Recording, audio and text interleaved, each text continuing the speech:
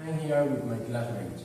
We study 4th year of compulsory secondary education with a special emphasis on English, since we all belong to the bilingual section of our school. Today, we are going to tell you about Edgar Allan Poe, an 18th century American writer. His stories and poems were some of the most frightening and strange ever written. English-speaking countries celebrate Halloween on October 31st.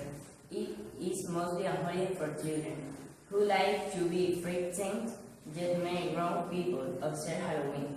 To those who love the writing of Edgar Allan Poe, think Poe is most famous for its histories and poems of strangeness, mystery, and terror. Edgar Allan Poe died in the city of Baltimore, Maryland, in 1849. Now, in that city, an usual party takes place every Halloween. In the dark of the night, visitors go to the grounds of Westminster Presbyterian Church, where Poe is buried. Everything is quiet. Then a voice calls out. It is Poe. No, it's just Master, reading Poe's work. Reading stories was one of the most important forms of enjoyment in Edgar Allan Poe's times. Poe created many of these short stories. They appear in different publications. Horror stories already were popular when Poe began writing. Critics say he wrote the perfect horror story. Poe also wrote detective stories. There were mysteries about crimes, such as murder. An investigator called a detective solves the mysteries. The detective is able to find important hidden meanings in facts. The horror and detective stories Poe created remain popular books and movies. Edgar Allan Poe's work is not easy to read. His language is difficult to understand today, and most of his writing describes very unpleasant situations and events. His history, The Pit and the Pendulum, for example, is about the mental torture of a prisoner. Each time to her prisoner cell is sent from death. A new and more horrible from a death threatens him. Another history is the myth of the Red Death. In it, a terrible disease, the Red Death, has killed half the population of a country. Edgar Allan Poe was born in 1809 in Boston, Massachusetts. His parents were actors. At that time, actors were not accepted by the best society. Edgar was a baby when his father left the family. He was 3 years old when his mother died. He was taken into the home of a wealthy businessman, young Alan. He then received his new name, Edgar Allan Poe. Young Alan never officially made Edgar his son. In fact, he came to dislike him strongly.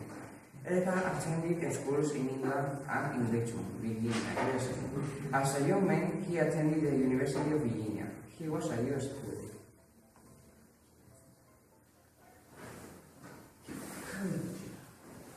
Boston and began working as a writer and editor for a monthly magazine. He also served in the army for 2 years. Edgar Allan Poe worked hard. He became a successful editor. He published 3 books of poetry. He also began writing stories. Yet he was not very well paid. His life was difficult. He was poor and he was troubled by sicknesses of the body and mind. Poe suffered from depression. He feared he was insane. He drank alcohol to escape his fears. The alcohol had a very, very bad effect on him. At the age of 27, he married Virginia Clem. She was the daughter of his father's sister. She was only 13 years old. Poe and his wife moved often, as he found work at magazine and newspaper in Philadelphia and New York. For a time, it seemed that Poe would find some happiness, but his wife was sick for most of their marriage. She died in 1847. After his wife's death, Poe's problem with alcohol increased. He died 2 years later, at the age of 40. He was found dead in Baltimore after days of heavy drinking. To our highest praises, Edgar Allan Poe produced many stories, poems, and work of criticisms. Some of his stories were praises, yet he did not become famous until 1845. That was when his poem, The Raven, was published. There is no question that Poe suffered from emotional problems.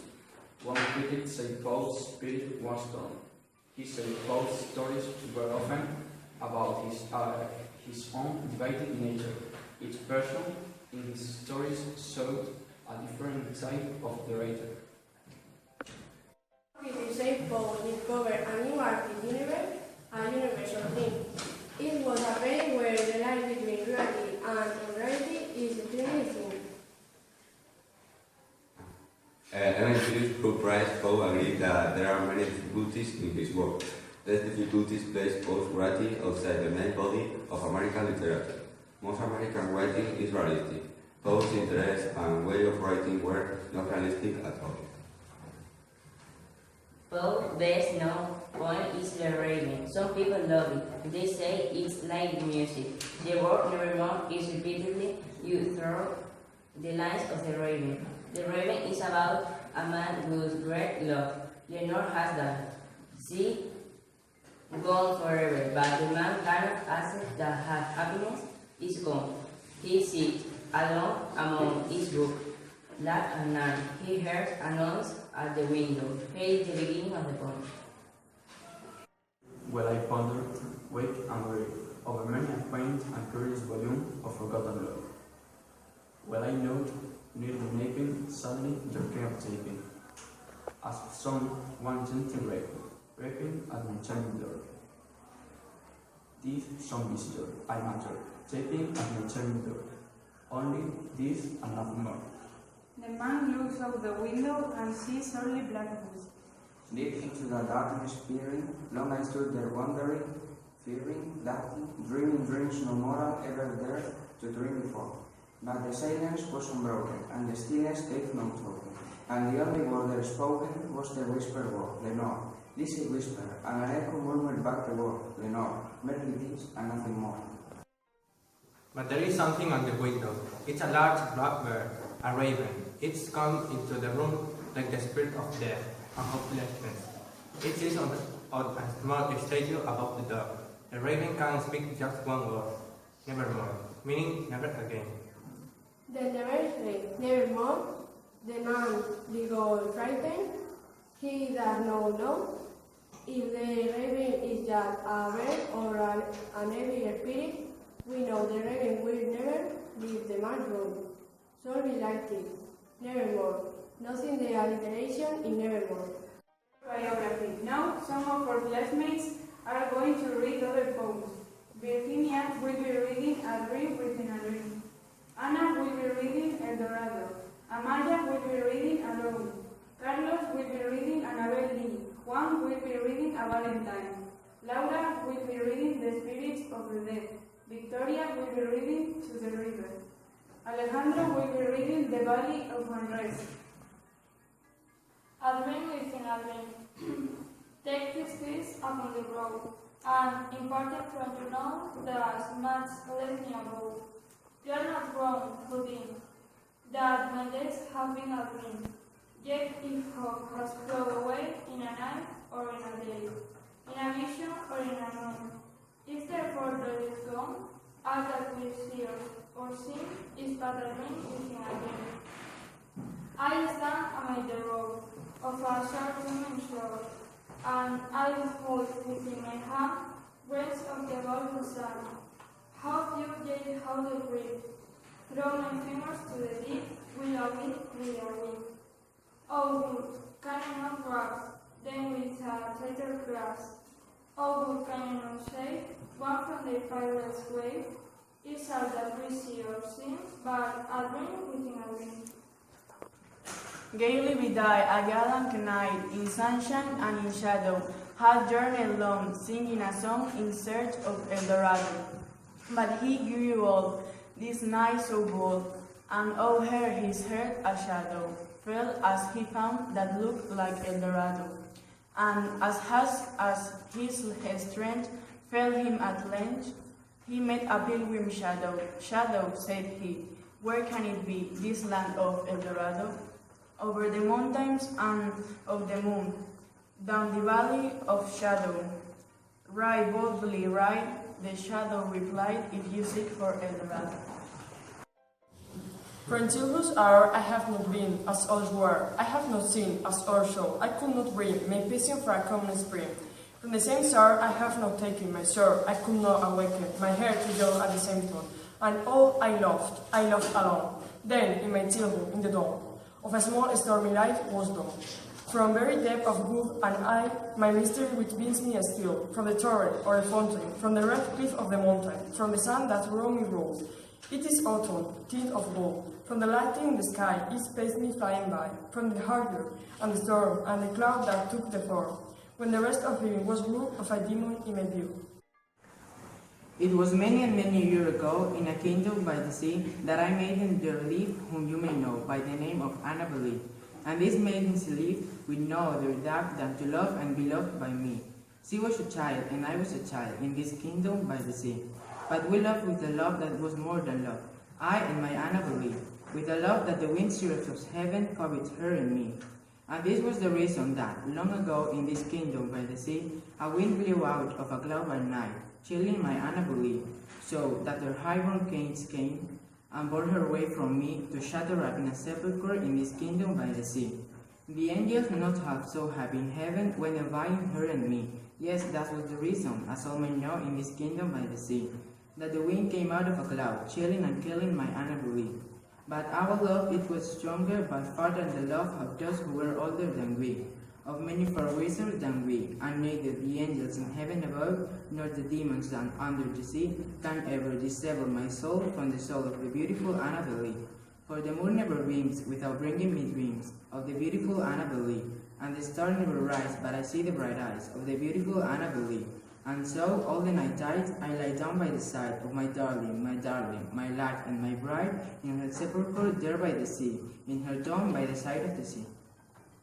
This rhyme is penned, whose luminous eyes, brightly expressive as the twins of Lorca, shall find her own sweet name, that nesting lies upon the page, enwrapped from every reader. Search narrowly the lines, behold a treasure, divine, a talisman, an amulet, that must be worn at heart. Search well the measure, the words, the syllables. Do not forget the traveler's point, or you may lose your labor. And yet there is in this no Gordian knot, which one might not undo without the savor, if one could merely comprehend the plot. And written upon the leaf where no are peering, eyes scintillating so their light curtains. 3 eloquent words of utter in the hearing, of poets, by poets, as the name is opposed to. Its letters are thought naturally lying, like the night Pinto, Mendes Ferdinando, still form a synonym for truth. Cease trying. You will not read the riddle, though you do the best you can do. My soul shall find itself alone, mid dark thought of the great stone, not one of all the crowd to pry into thine hour of secrecy. Be silent in that solitude, which is not loneliness, for then the spirits of the dead who stood in life before thee are again.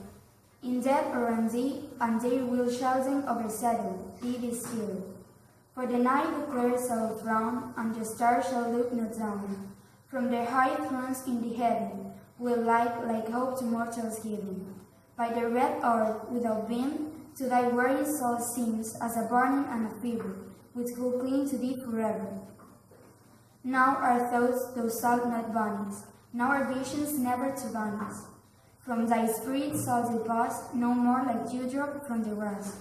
The breath of God is still, and the mist upon the hill, shadowy, yet unbroken, is a symbol and a token how its hand upon the trees, a mystery of mysteries. Fire river in the bright clear flow of crystal wandering water, towards an emblem of the glow of beauty, the Anglian heart, the playful magic of art in old Alberto's daughter. But when within they have silhouettes which glisten then and tremble, while then the breezes of flux like gossiper resemble. For in my heart and in the stream, the image deeply lies, the heart which trembles at the beam of her soul-searching eyes.